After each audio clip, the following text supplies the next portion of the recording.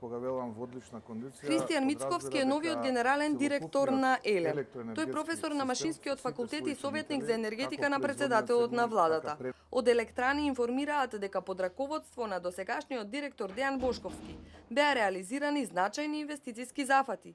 Изграден и пуштен во работа е паркот на ветерни електрани Богданци, а заокружена и ревитализацијата на хидроелектраните. Компанијата презема активности за изградба на нови рудници за јаглен.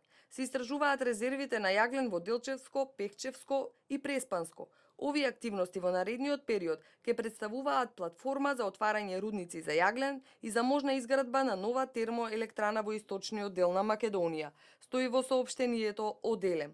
Потпишан е договор за финансирање на капиталниот проект за изградба на систем за топлификација за Битола, Могила, Новаци и Логоварди.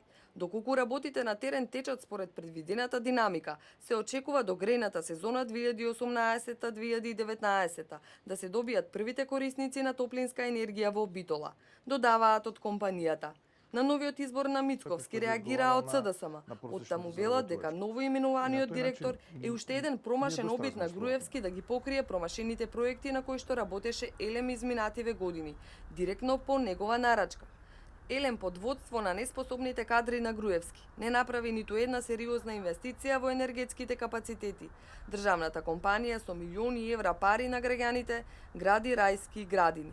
Заради овие промашени политики во енергетиката, граѓаните на Македонија изминативе 10 години плаќаат за 100% поскапа цена на електричната енергија. Кадрите на Груевски го изгубија кредибилитетот да креираат и спроведуваат енергетски политики, велат од СДСМ.